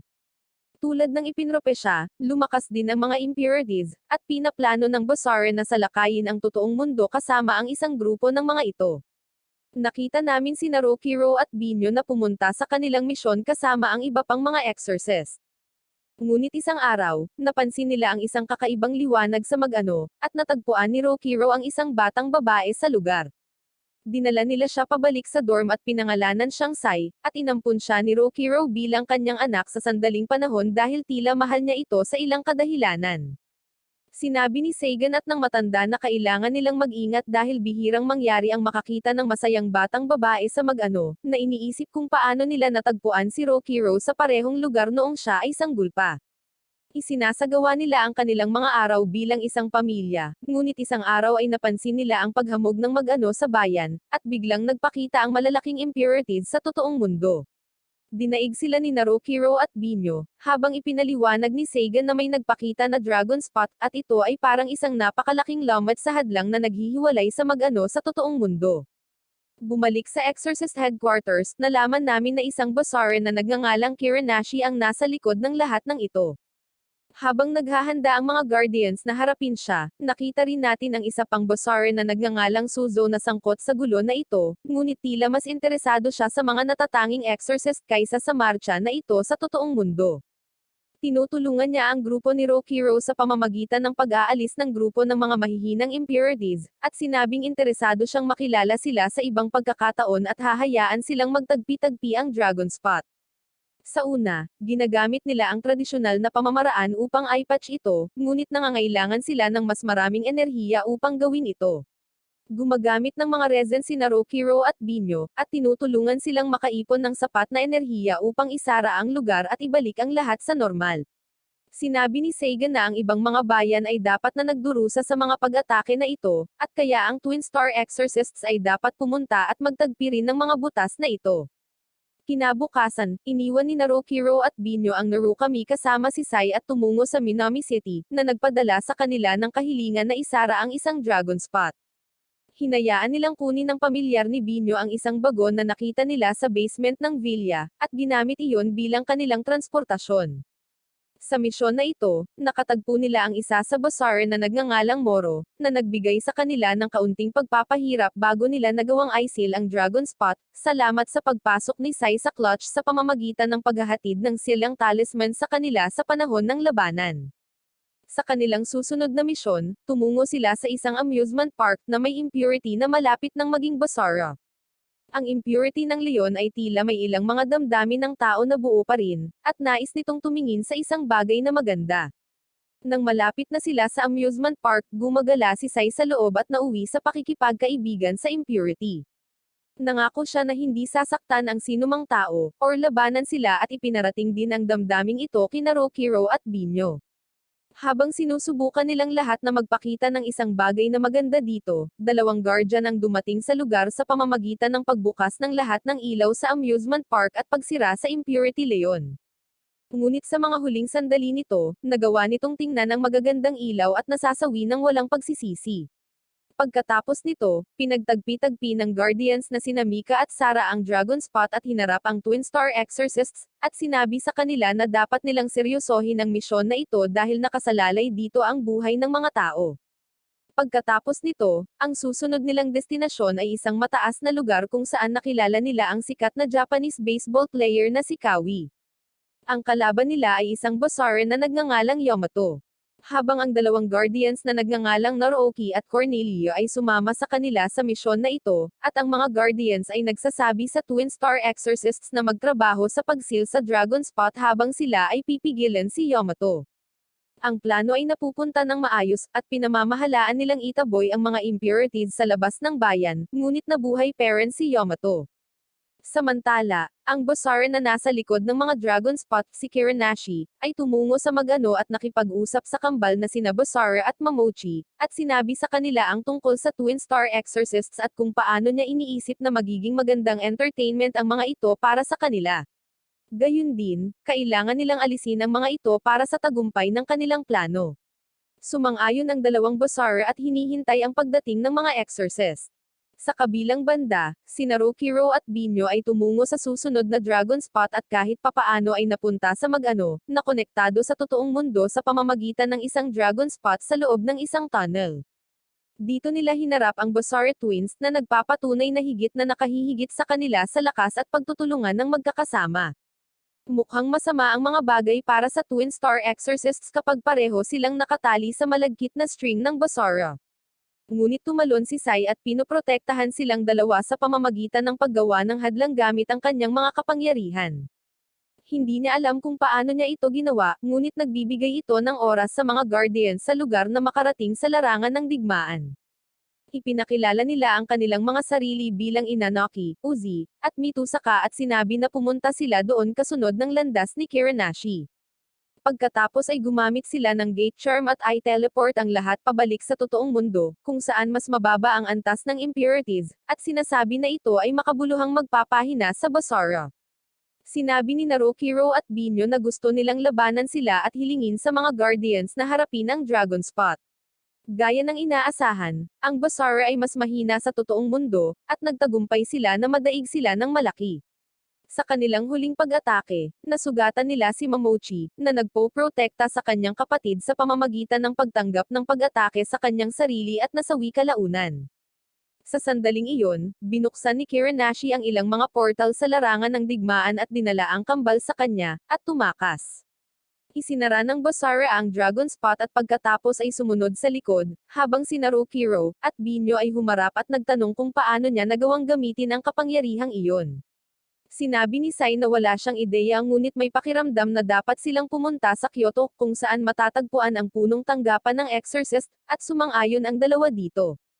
Sa kabilang banda, pinaslang ni Kiranashi si Momochi at sinisip-sip ang kanyang kapangyarihan. Pagkatapos ay nilinlang niya si Chiwa na isipin na ginawa iyon ng mga exorcist, at binigyan siya ng kapangyarihan ng kanyang kapatid, at sinabihan siyang maghiganti. Habang ang Twin Star Exorcist ay lumilipat patungo sa Kyoto, si Ikaruga ay sumali sa Seika Dormitory sa utos ni Arima, dahil ang susunod na Dragon Spot ay ipinahayag na nasa Narukami. Habang nandoon siya, sinasanay niya si Mayora at nakikita rin naming pareho silang nagkakaroon ng bahagyang nararamdaman para sa isa't isa. Tinutulungan din sila ni Sagan pero parang nabawasan ng husto ang kanyang kapangyarihan. Inaalagaan ni Ikaruga ang impurities at ang Dragon Spot sa kanyang sarili at ipinapakita ang kanyang espiritu na pamilyar na sandata, ang Suzaku, na nagbibigay daan sa kanya na lumipad at maglunsad ng empowered blade sa kanyang mga kaaway. Samantala, si Narukiro at Binyo ay tumungo sa Kyoto sa tabi ni Sai. Sa kanilang paglalakbay, nakatanggap sila ng tawag mula kay Sagan na nagpaalam sa kanila tungkol sa isang napakalaking Dragon Spot na matatagpuan malapit sa kanilang kasalukuyang lokasyon, at hinihiling sa kanila na i-patch up ito bago magpatuloy. Sumang-ayon sila at tumungo dito ngunit tinambangan ng isang Basara sa sandaling makarating sila doon. Ipinakilala ng Basara ang sarili bilang Kinasa, at sinabing isa ito sa pinakamalakas na Basara at wala silang pagkakataon laban sa kanya. Inatake niya sila mula sa malayo at hinayaan silang makalapit na may pag-asang matalo siya sa malapitang labanan. Ngunit kapag nagawa na nila, ibinunyag niya na mas malakas siya sa malapitang labanan, ngunit gumagamit ng mga baril bilang pagtanggap sa mga bagong bisita. Kung hindi, masasawi sila kaagad kung gagamitin niya ang kanyang buong kapangyarihan sa simula pa lang. Sinabihan siya ni Rokiro na huminto sa pagsasalita at sinubukang suntukin siya, ngunit dinepensahan niya ang kanyang mga pag-atake na parang alpha male, at sinabing ang kanilang mga pag-atake ay katulad ng mga langaw na umuugong sa kanyang paligid. Pagkatapos nito, ipinakita niya sa kanila ang pagkakaiba sa kanilang mga antas ng kapangyarihan sa pamamagitan ng lubos na pagsira sa kanilang pag-asa at pagpapailing sa kanila sa takot. Mukhang ito na ang katapusan para sa kanila, ngunit muli silang pinoprotektahan ni Sai. Gayunpaman, sa pagkakataong ito, hindi pumapasok ang plot armor, dahil sinisipa silang dalawa ng Basara sa isang tabi at nagpas siyang dukoten si Sai, ngunit pagkatapos ay pinaputukan siya mula sa tagiliran at napaatras. Tumangala si Kinasa at nakita namin ang pinakamalakas sa 12 Guardians na pinangalanang Telma na dumating sa eksena. Pinaglalaroan niya ang Basara at pagkatapos ay pinutol siya sa kalahati ng isang mapurol na talem, at sinabi na siya ay isang ganap na mahina. Pagkatapos nito, tumangala siya sa napakalaking Dragon Spot at napagtanto na nakalimutan niya ang kanyang antang-antang. Dahil siya ang Giga Chad, wala siyang pakialam at sinabihan lang niya ang Dragon Spot na magsara, at nagsara ito dahil sa kanyang napakalaking espiritual na enerhiya. Pagkatapos nito, pumunta siya sa Kyoto kasama ang mga Twin Star Exorcist at humiwalay sa daan kapag narating nila ang lungsod. Pagdating doon, nakatanggap si Binyo ng tawag mula kay Arima, na nagsabi sa kanila na sa wakas ay natagpuan na nila ang dahilan sa likod ng biglaang pagpapakita ng mga Dragon Spot na ito, at sinabing gusto niyang pumunta sila sa punong tanggapan kasama si Sai. Sa kabilang banda, nalaman natin na mayroong isang napakalaking puno sa ilalim ng punong tanggapan ng exorcist na nilikha ng nagmula sa lahat ng mga exorcist na pinangalan ng Asahi. Ang puno ay nagsisilbing hadlang na naghihiwalay sa mag-ano sa totoong mundo, at lumabas na si Kiranashi ay nakalusot kahit papaano at nabali ang isa sa mga sanga ng puno, na nagpapahina sa hadlang at ang dahilan ng pagpapakita ng mga dragon spot na ito sa buong bansa. Mayroong dalawang paraan upang ayusin ito, ang isa ay ang ritual ng Heavenly Blue Earth na mangangailangan ng malaking halaga ng espiritual na enerhiya, at ang isa pang paraan ay ang ibalik ang pinutol na sanga at hayaan itong idikit sa puno. Naghahanda ang Arima para sa ritual kung sakali, at sinabihan niya ang lahat ng mga guardians na magtipon sa Kyoto. Sa sandaling lumabas ang kanyang attendant upang ihatid ang mensahe sa mga guardians, nagpakita si Kiranashi mula sa anino ni Arima at inatake siya. Inatake siya ni Arima sa pamamagitan ng paggamit ng paper clone jutsu, at pagkatapos ay hinahabol siya sa mag-ano. Mahirap ang laban nila at nagawa ni Arima na sirain ang maskara ng Basara, na nagpapahintulot sa kanya na makalusot sa loob ng exorcist barrier, ngunit ang paggawa nito ay nahuhulog sa kanya sa bitag ni Kiranashi kung saan tinatakan niya siya pabalik sa totoong mundo. Ang Twin Star Exorcist ay pumunta sa punong tanggapan at dinala sila sa puno sa ilalim ng lupa. Doon, nakatagpo nila sina Sub-Zero at Totara na nagpahayag na si Sai ay ang sirang sanga ng puno. Sinabi ni Narukiro at Binyo na hindi nila hahayaang isakripisyo siya sa ganoong paraan, at sinabi ni Sub-Zero na kung hindi kusang darating ang Asahi, ito ay magpapapahina sa hadlang, kaya kailangan pa rin nilang gawin ang ritual at maghanda na gawin iyon. Tuldok. Sinabi rin niya na kakailanganin nila ang kanilang tulong dahil nagretiro na si Sagan, at kulang sila sa isang tao. Ang ritual ay nangangailangan ng 6 na tao upang ihatid ang kanilang enerhiya, ngunit sa parehong oras, ang mga impurities ay umaatake sa kanila. Kaya naman nagtalaga sila ng isang guardian sa bawat ritual na gumaganap para sa kanilang proteksyon. Paprotektahan ni Narukiro at Binyo si Telma, at kasama nito, magsisimula ang plano. Sa Aragon, isinara ni Kiranashi ang lahat ng dragon spot at iniipon ang kanilang lakas upang magbukas ng isang napakalaking dragon spot sa Kyoto. Sinimulan ng mga guardians ang ritual, ngunit kahit na pinagsama ang lahat ng kanilang mga kapangyarihan, ito ay nagpapatunay na hindi sapat upang isara ito. Sinisikap din itong isara ni Narukiro at Binyo gamit ang kanilang resonance, ngunit nauubos ang lahat ng kanilang lakas nang hindi nakakagawa ng kahit ano. Tinitingnan ni Sai ang lahat ng ito at nagpa siya na bumalik sa puno, at protektahan ang lahat sa pamamagitan ng pag-aayos ng hadlang sa ganitong paraan. Pagkatapos ng insidenteng ito, bumalik si Narukiro at Binyo sa Narukami at gumugol ng ilang araw sa pagpapagaling mula sa paglalakbay na ito. Iniisip din ni Rokiro kung ano ang naramdaman niya katulad ni Sai nang matagpuan niya siya sa mag-ano, at pumunta kay Sagan at tinanong siya tungkol sa kanyang mga magulang at kung paano siya natagpuan ng mga exorcist. Inihayag ni Sagan na natagpuan nila siya sa mag-ano 10 taon-taon na ang nakakaraan at walang ideya kung saan siya nanggaling. Hindi siya sanga ng puno tulad ni Sai at ganap na tao, ngunit wala silang ibang clue tungkol sa kanyang pinagmulan. Nang marinig ito, pumunta si Rokiro sa mag-ano kasama si Binyo sa pag-asang makahanap pa ng higit patungkol sa kanyang sarili, ngunit hindi sila nito nakuha kahit saan. Sa kabilang banda, ang attendant ni Arima ay tumatanggap ng posisyon bilang gumaganap na pinuno ng mga exorcist, at nagdadala ng isang orakulo na si Arima ay nasawi. Tinipon niya ang 12 guardians at naghanda ng isang squad na nakatuon sa paghihiganti para kay Arima, at pagpatay kay Kiranashi. Gayunpaman, nahihirapan silang lahat na paniwalaan na natalo si Arima sa ilang Basara kung gaano talaga siya kalakas. Pagkatapos ng pulong, sinabihan ng attendant si Ikaruga na pumunta sa Narukami at sinabihan siyang protektahan ang Twin Star Exorcist hanggang sa makitungo sila kay Kiranashi. Samantala, patuloy na hinahanap ng lahat ng guardians si Kiranashi, na nagpahayag ng kanyang tunay na plano kay Moro. Sinasabi niya na ang mga exorcist ay nag-iisip na ngayong wala na ang mga dragon spot, hindi na nila kailangang mag-alala tungkol sa kanila. Pero sa totoo lang, phase 1 pa lang iyon ng plano niya. Ang layunin ng mga dragon spot ay para sa lahat ng impurities na lumakas sa pamamagitan ng pagpapakain sa malalakas na exorcist, at sa kanilang espiritual na enerhiya. Bukod pa riyan, ang lahat ng mga exorcist ay nililinis at pinapagaling ang mga normal na tao sa kanilang labis na mga impurities sa pamamagitan ng pagsipsip nito. Sa napakaraming negatibong enerhiya na nakakonsentre sa kanila sa maikling panahon, malapit na silang maging mga puppet para sa kanila, at doon nila lilipulin ang lahat ng mga exorcist.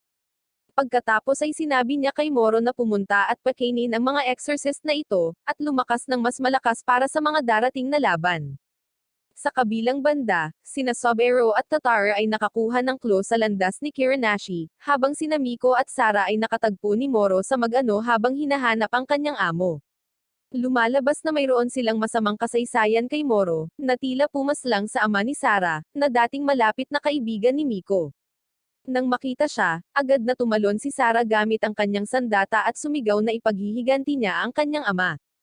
Dahil mainitan ang ulo, nawalan siya ng katinoan at nagpakawalin ng walang kabuluhang pag-atake kay Moro, ngunit sinamantala niya ang kanyang pagkabalisa at inatake siya ng ilang mga suntok. Lumalakas siya sa pamamagitan ng pagiging isang total macho girl, at pagkatapos ay itinaboy siya sa isang gusali. Sinabihan ni Miko si Sara na huminahon at pagkatapos ay lumaban kay Moro gamit ang kanyang mga stuffed toy charm, na naglalaman ng kapangyarihan ng iba't ibang elemento. Na-overwhelm niya siya sa umpisa, ngunit nagpakawala si Moro ng pag-atake kay Sara, na nakayuko, na nagpalipat ng atensyon ni Miko sa kanya. Pagkatapos ay ginamit ni Moro ang pagkakataong ito para itulak siya sa lupa at pahirapan siya, ngunit gumamit si Miko ng kakayahan at gumawa ng isang madiskarteng pagtakas kasama si Sara. Matapos magpahinga ng ilang sandali, nagpasya silang dalawa na tapusin si Moro na may malamig na ulo, at nagpasya si Miko na lumabas muna upang harapin ang Basara. Inilabas niya ang kanyang espesyal na pamamaraan at pumasok sa isang higanteng stuffed toy, sinimulang atakihin si Moro, ngunit nag-transform din siya bilang isang higanti at pinaghiwalay siya. Habang abala siya sa pakikitungo sa kanya, tumalon si Sara at pinutol siya. Pagkatapos nito, gumawa sila ng combo attack gamit ang mga stuffed toy blast at umatake si Sara para i-exorcise si Moro for good at maghiganti para sa ama ni Sara. Kapag natapos na ang labanan, bumalik sila sa totoong mundo habang si Kiranashi ay nagpunta upang tingnan si Moro at nangangakong maghihiganti para sa kanya. Bumalik sa totoong mundo, sinaliksik ni Narukiro at Binyo ang kasaysayan ng mga exorcist sa pag-asang may matutunan tungkol sa pinagmula ni Rokiro.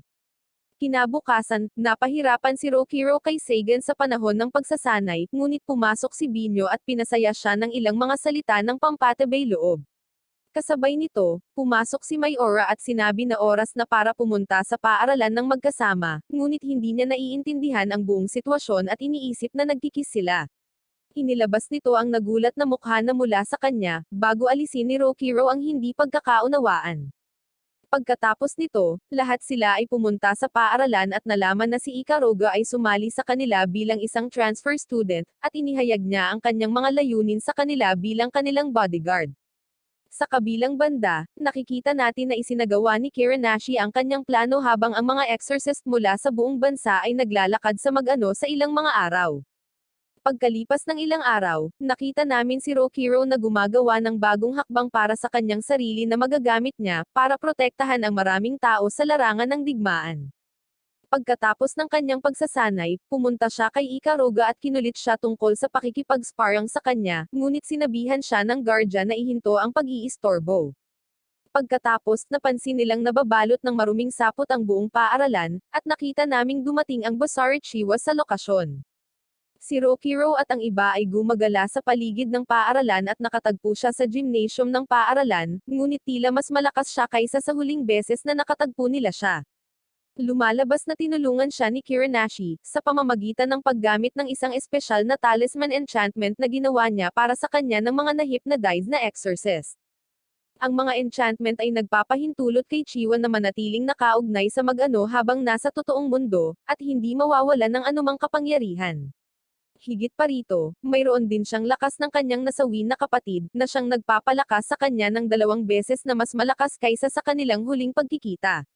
Gaya ng inaasahan, umatake siya sa mismong gymnasium at tinuya ang 2 twin star exorcists, at itinatali ang mga ito gamit ang kanyang espesyal na string. Ngunit pagkatapos ay dumating si Ikaruga sa eksena at sa halip ay nagsimulang labanan siya. Bilang kanilang bodyguard, medyo itinulak niya siya pabalik, ngunit nilinlang siya ng Basara sa pamamagitan ng paggamit ng puppet clone jutsu, at itinatali ang kanyang katawan gamit ang mga espesyal na mahiwagang kwerdas. Pagkatapos ay isiniwalat niya na nasa ilalim niya ang lahat ng mga estudyante sa gusali at naghahanda siyang tapusin sila. Ngunit sinalakay siya ni Rokiro at ng iba pang mga exorcist, at gumamit ng smoke bomb para tumakas kasama si Ikaruga.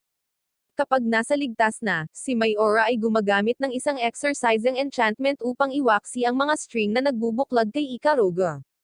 Kapag ang kanyang buhay ay wala na sa panganib, lahat sila ay gumawa ng isang plano sa paligid niya at nagpa siya na alisin ang Basara. Sinubukan ni Binyo at Mayora na pigilan ang lahat ng mga estudyante, habang sina Rokiro at Ikaruga ay humarap kay Chiwa.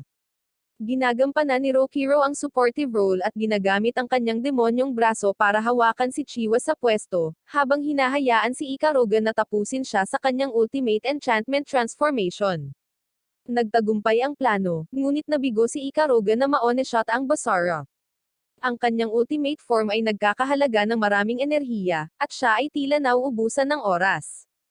Ngunit pagkatapos ay gumamit si Rokiro ng Talk no Jutsu, at hinayaan siyang talunin ang Basara hanggat maaari. Nang malapit na siyang masawi, ipinakita ni Chiwa ang kanyang mga papay na puno ng espiritual na enerhiya. Sinabi niya na papasabugan ang sarili at sasabog silang lahat sa kanya. Ngunit dumating si Rokiro sa kanyang bagong galaw, na nagpapahintulot sa kanya na tamaan ang maraming mga kaaway sa isang pag-atake. Ginagamit niya ito para ipadala ang lahat ng mga puppet ng sabay-sabay at ihatid ang huling atake sa Basara, na tinapos siya ng tuluyan sa pagkakataong ito. Habang si Ikaruga at ang iba ay abala kay Chiwa, sinimulan ni Kiranashi ang kanyang plano at sinimulan ng isang sumpa na ritual ng pagpapakawalan ng negatibong enerhiya sa paligid ng Narukami. Napansin ito ng mga Guardians at sinubukang pigilan ito gamit ang kanilang sariling ritual, ngunit tinambangan sila ni Yamato at ng kanyang mga alipors, na gumagambala sa ritual. Nagawa ni Kiranashi na i-activate ang spell. Habang nagkakabisa ito, ang buong bansa ay nagsimulang manginig ng husto, at ang malalaking bitak ay nagsimulang mabuo sa lupa. Pagkatapos ay isang napakalaking bahagi ng lupa ang pumutok sa sarili mula sa mainland, at nagsimulang lumipad sa hangin sa ibabaw ng Narukami.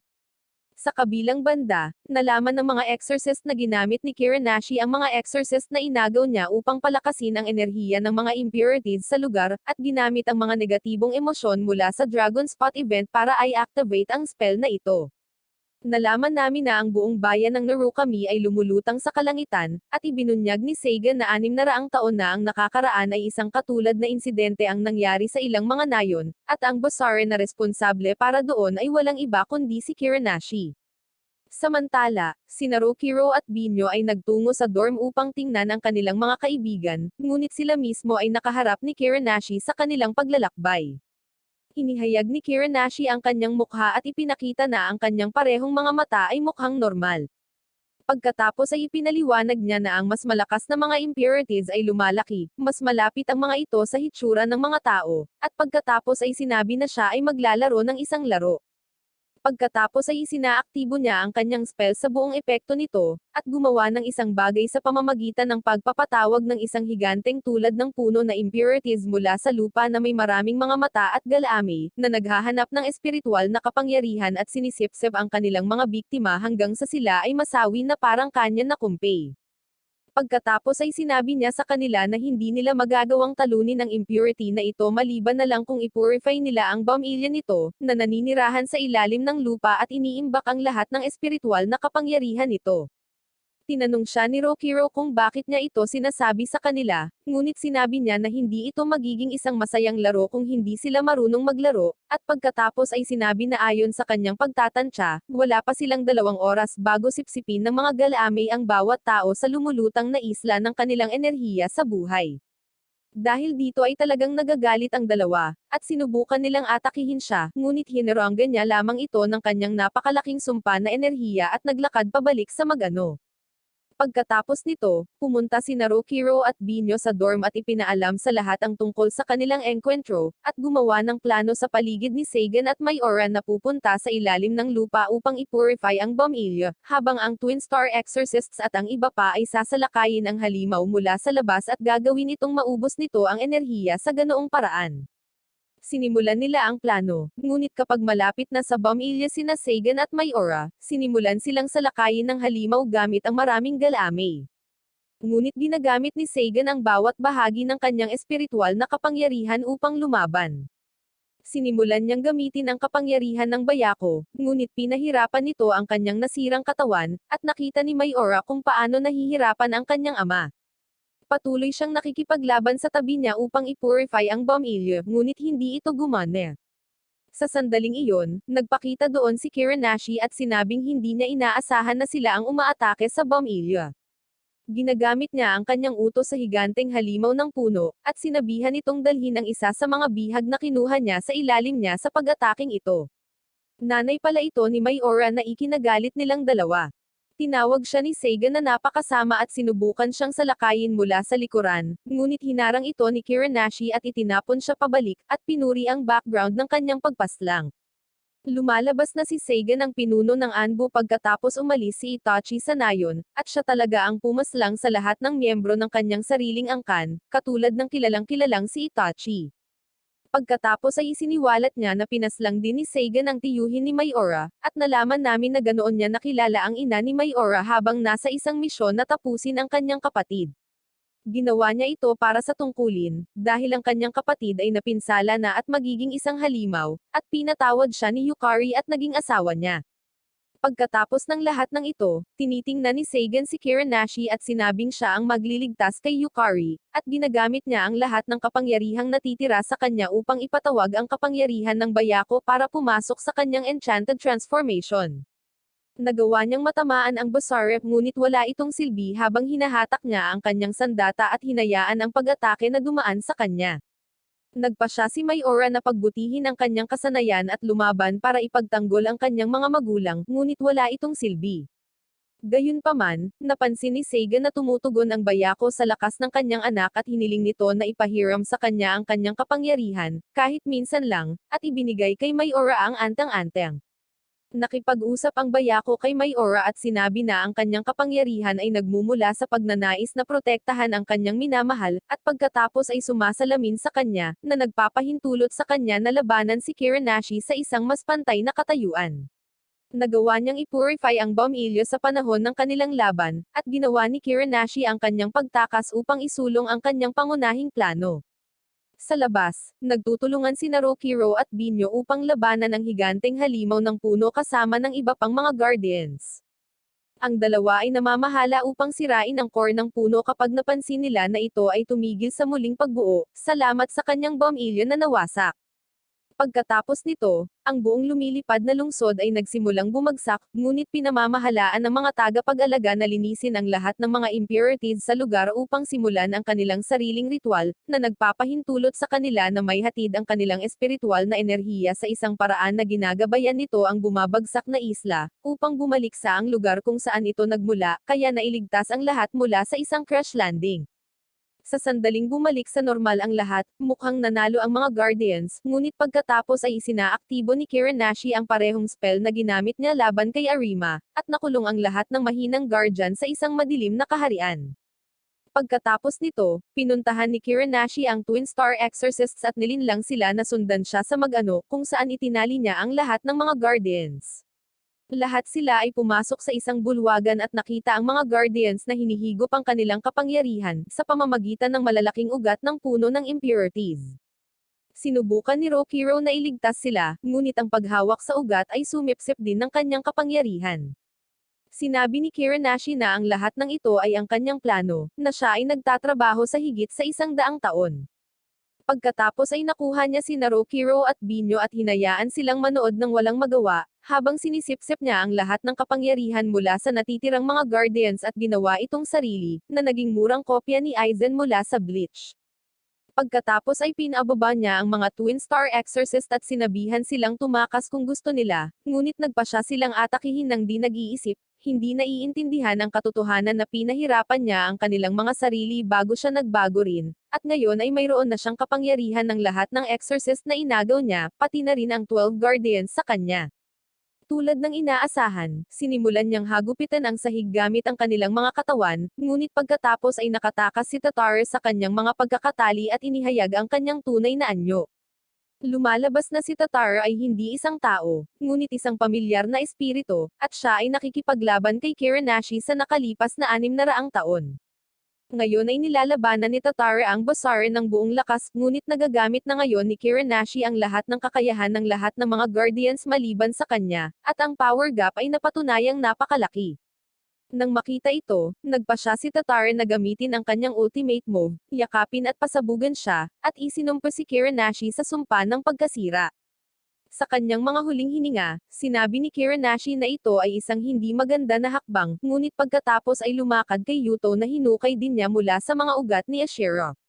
Sinabi niya na sisipsipin niya lang siya, na magbibigay daan sa kanya na malampasan ang sumpa, ngunit ito ay laban sa kanya habang namamahala si Yuto na pumalit. Sa halip ay sinisipsip niya si Kiranashi, kasama ang lahat ng kapangyarihan at kakayahan na ninakaw niya, at pagkatapos ay binati si Rokiro ng kanyang iconic na masamang ngiti. Pagkatapos ay pinasundan niya ang dalawa sa pinakamalalim na bahagi ng paglikha, kung saan nagtatagpo ang mag-ano at ang totoong mundo sa hadlang. Pagdating doon, kinukulong niya si Binyo sa isang harang at pinahirapan saglit para magalit si Rokiro. Ipinaliwanag niya na sa loob ng 2 taon, noong siya ay bahagi ng puno, sinanay niya ang kanyang isip at nagawang isabay ang kanyang kamalayan sa taong nagtanim ng punong iyon, si Asahi. Pagkatapos ay ipinakita ni Yuto sa kanila ang kanyang katawan na natutulog, at sinabi na hinigop din niya ang kanyang kapangyarihan at ngayon ay tunay na pinakamalakas na nilalang sa magkabilang mundo. Pagkatapos nito, sinabi niya kay Rokiro na siya ay talagang isang impurity, at nalaman niya iyon pagkatapos na masipsip ang kamalayan ni Asahi, at pagkatapos ay pinagpatuloy ang pagpapahirap kay Binyo hanggang sa punto ng pagkawala ng malay, na nagpapaalala kay Rokiro ng insidente sa dormitoryo, na nagpagalit sa kanya. Sa puntong ito, pumikit si Rokiro at inilabas ang lahat ng kanyang pangunahing galit. Nagawa niyang saktan kahit si Yuto sa ganitong estado, at patuloy na nagbabago sa kanyang maliwanag at dalisay na anyo, ngunit sa sandaling iyon ay lumabas si Arima mula sa isang portal at pinatulog siya. Pagkatapos ay ginulo niya si Yuto gamit ang isang lame binding spell, at ginamit ang oras na iyon para iwaksi ang barrier sa paligid ni Binyo gamit ang espesyal na barrier dispelling technique ng kanyang pamilya. Pagkatapos nito, ginagamit niya ang kanyang mga pamilyar upang itulak siya pabalik bago makuha ang Twin Star Exorcist at umatras pabalik sa totoong mundo. Bumalik sa totoong mundo, tumatagal si Binyo ng ilang araw para makarecover dahil sa sobrang pagkatalo sa huling laban, habang medyo mabilis na nakabawi si Rokiro.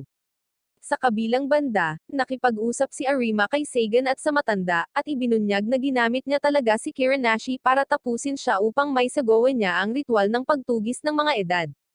Salamat sa kanya, nagawa niyang ihiwalay ang kanyang kaluluwa sa kanyang katawan at naglakbay pabalik ng 1,000 taon hanggang sa makalumang panahon. Doon, nalaman niya kung bakit niya nilikha ang mag-ano, ang grupo ng mga exorcist, at mga guardians, at natutunan ang tunay na kalikasan ng mga impurities at tao. Lumalabas na mayroong 2 enerhiya sa mundong ito, ang enerhiya ng yin, na sumisira sa lahat, at ang enerhiya ng yang, na lumilikha ng lahat. Ang mundo ay nangangailangan ng balanse ng pareho upang umiral sa pagkakaisa. Nalaman ng Asahi na ang enerhiya ng yin ay nagmula sa mga negatibong emosyon ng mga tao, at ito ay lumalaki hanggang sa isang punto kung saan sinisira nito ang totoong mundo sa pamamagitan ng mga sumpa at mga impurities. Ito ang dahilan kung bakit nilikha niya ang mag-ano, ngunit ang enerhiya ng yin ay naging higit pa sa kanyang inaasahan, at patuloy itong lumalaki. Upang labanan iyon, nilikha niya ang 12 pamilyar mula sa enerhiya ng yang, at ipinagkaloob ang kanilang mga kapangyarihan sa mga taong magiging 12 guardians. Pagkatapos nito, binuo niya ang grupo ng mga exorcist sa kanilang paligid na may layuning mapanatili ang pagkakaisa, sa pamamagitan ng pag-purify ng mga impurities na tumatawid sa mundong ito. Pagkatapos nito, pumunta siya upang kausapin si Rokiro at kausapin ito tungkol sa kanyang pinagmulan. Ipinaliwanag niya na si Asahi ay lumikha ng isa pang nilalang mula sa enerhiya ng yin, na may layuning tapusin ang lahat ng sangkatauhan kung sakaling hindi sila magreforma at magpasyang gawin ang mundong ito sa pagkasira, at pinangalanan itong King Cataclysm. Si Rokiro ang haring iyon. Pagkatapos ay sinabi niya kay Rokiro na dapat niyang ipanganak ang Miko, na magbibigay daan sa kanyang yin energy na makihalubilo sa yang energy ni Binyo, at iyon ay dapat na neutralisahin ang kanyang posisyon bilang King Cataclysm. Nang marinig ito, sinabi ni Rokiro na naiintindihan niya ang posisyon nila, ngunit hinding-hindi niya mapahihintulutan si Binyo na magpakasal sa isang halimaw na tulad niya, at tumakas. Nang maglaon, nakasalubong niya si Yuto sa labas na nagsasabing naiinip na siya sa paghihintay sa kanila at masisira ang mundo kung hindi sila magmadali. Pagkatapos ay nagpa siya si Rokiro na makipaghiwalay kay Binyo sa pag-asang itulak siya palayo at protektahan siya sa ganitong paraan, at pagkatapos ay lumaban ng mag-isa kay Yuto. Gayunpaman, nangyayari ang lahat ng ito nang ipagtatapat na sana ni Binyo ang kanyang tunay na pag-ibig para kay Rokiro, ngunit siya ay nabalisa sa kanyang mukha, at siya ay naiwan doon na may ilang masasakit na salita mula kay Rokiro, na umalis na nagsasabing siya ay isang pabigat sa kanilang huling laban. Matapos iwan si Binyo, pumunta si Rokiro sa kamara ng kadiliman upang salubungin si Yuto at agad na sinimulan siyang labanan sa pamamagitan ng pag-enchant sa kanyang braso. Pareho silang nagpalitan ng ilang mga pag-atake, ngunit si Yuto ay hindi kumukuha ng anumang pinsala at sa lalong madaling panahon ay sinimulan siyang lamangan. Sa kanilang laban, tinanong siya ni Rokiro kung bakit niya ginagawa ang lahat ng ito at kung ano ang kanyang layunin. Ipinaliwanag ni Yuto na mula pagkabata, siya ay lubos na nainis sa kanyang walang silbing pamilya at maingay na guro. Kailanman ay hindi niya pinangarap na makipagkaibigan, ngunit sa ilang kadahilanan, palagi siyang inaakit ni Rokiro. Matapos malaman ang lahat mula kay Asahi, naunawaan niya ang kanyang tunay na layunin, at ito ay ang magkagusto sa kanya. Okay, biro lang iyon, pero ang pakay niya talaga ay labanan si Rokiro.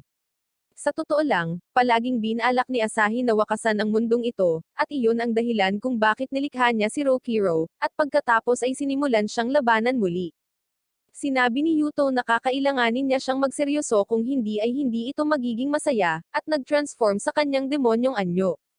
Sa kabilang banda, isiniwalat ni Rokiro na hinayaan siyang nilagyan ng selyo ni Arima sa kanyang puso na pipigil dito kung sakaling magngangalit siya at maging King Cataclysm.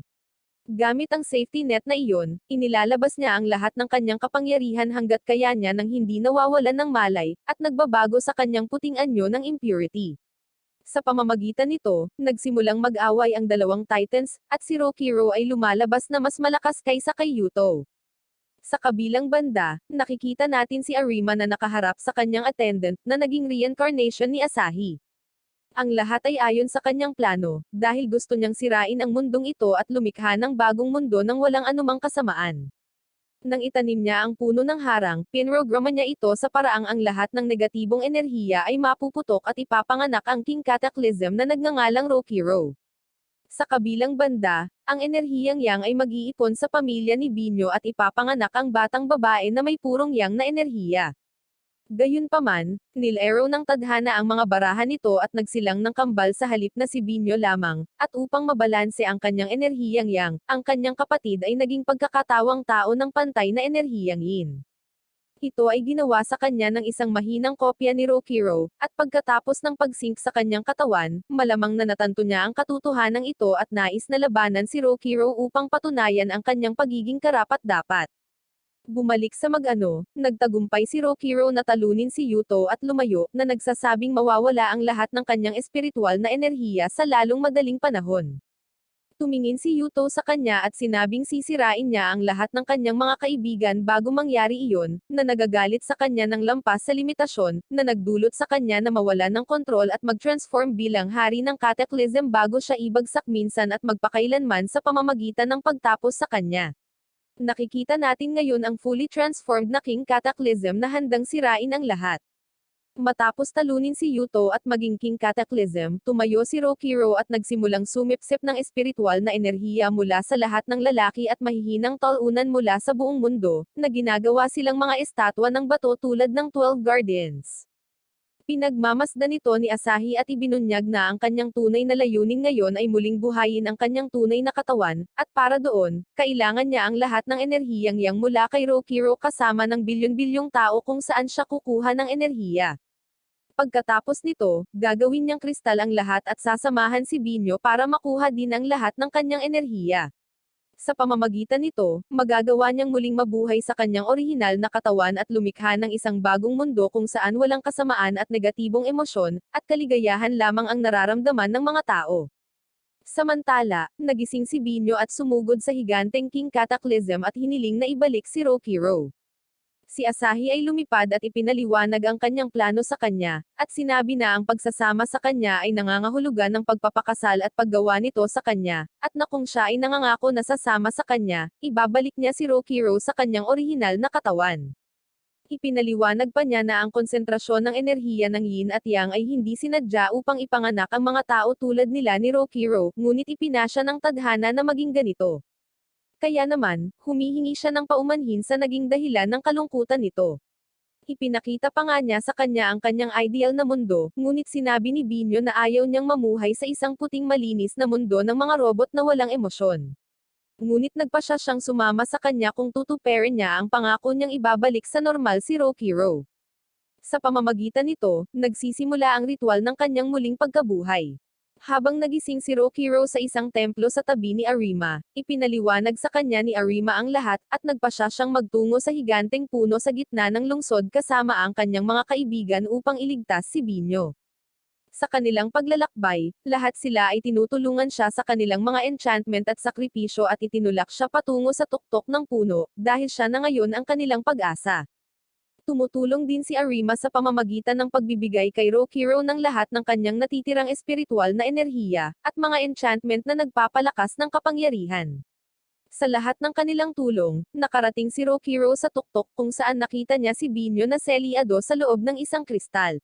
Sinubukan niyang iwaksi siya roon sa pamamagitan ng paggamit ng nakakasira ng hadlang na enchantment na natanggap niya mula kay Arima, ngunit wala itong nagawa. Gayunpaman, mayroon pa rin siyang plano. Inilabas niya ang isang hair clip na iniwan ni Binyo para sa kanya.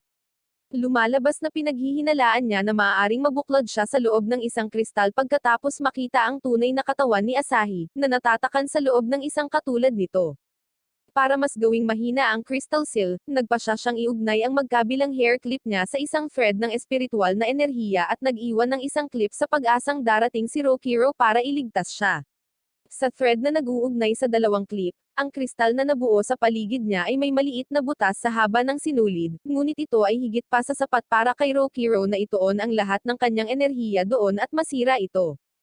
Samantala, tumungo si Arima sa midsection ng Amiroha's Hero kung saan nakatayo si Asahi. Sinabi ni Arima na nandito siya para pigilan siya sa paghadlang kay Rokiro, ngunit sinabi ni Asahi na hindi na niya kailangan pang problemahin iyon dahil wala siyang magagawa kahit na matapos siya sa kanya. Pagkatapos ay tumingin siya kay Arima at sinabing wala na siyang natitirang spell power, at kung paano niya iniisip na mapipigilan siya sa anumang bagay. Sinusubukan ni Arami na kumilos ng malaki at nagpatawag ng napakalaking dragon kasama ang lahat ng mayroon siya, ngunit ginagamit ni Asahi ang parehong pamamaraan at nagpapatawag ng mas malakas na dragon upang labanan siya. Sinisira niya ang kanyang dragon at pagkatapos ay sinimulang pahirapan si Arima, ngunit pagkatapos ay tumalon si Kamui mula sa kung saan at sinabing pumunta siya doon na may naaamoy na malakas na tao. Pagkatapos nito, sinimulan nilang dalawa na labanan si Asahi, at ang kanyang dragon ngunit sinipa ang kanilang sarili gaya ng inaasahan. Pagkatapos harapin sila, pumunta si Asahi sa tuktok ng puno at nakatagpo sina Rokiro at Binyo. Ipinaliwanag niya na nakuha na niya ang batang enerhiya ni Binyo, habang siya ay nasa kristal dahil naghinala siyang magre-rebelde ito laban sa kanya, at sa lahat ng paghahandang ginawa, maaari na niyang i-activate ang teknik na magdadala sa pagsilang ng bagong mundo.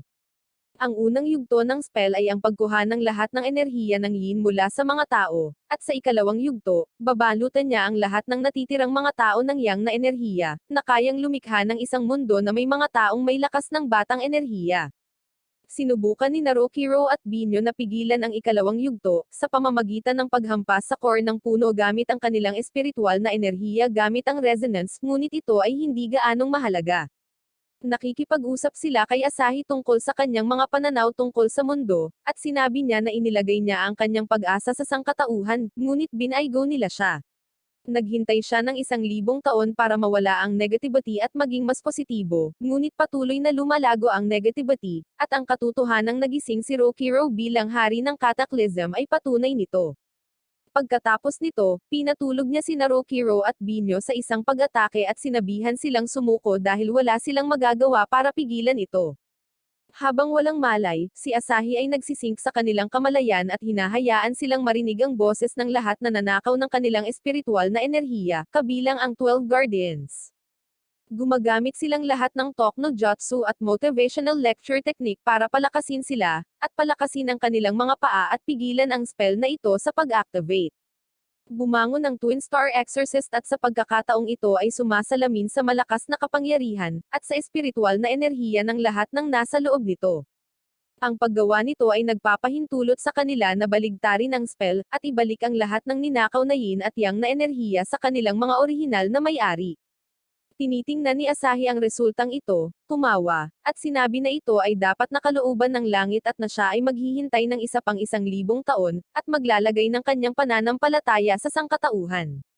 Sinabi ni Narukiro at Binyo na itutulak din nila ang mundong ito sa pagiging positibo, kaya hindi na niya ito kailangang sirain muli sa 1,000 at nagpaalam sa kanya. Sa pamamagitan nito, ang labanan upang iligtas ang kanilang mundo mula sa pagkawasak ay nagtatapos para sa mga exorcist, at lahat ay nakakakuha ng isang masayang pagtatapos sa ngayon. Pagkaraan ng ilang araw, nakita namin si Ryogo at ang kanyang kasintahang si Haruka na ikinasal sa isa't isa, at ang Twin Star Exorcist ay dumalo sa kasal kasama ang lahat ng iba pa nilang mga kaibigan. Sa huli, ipinagtapat din ni Rokiro ang kanyang nararamdaman para kay Binyo, at pareho silang nag-kiss.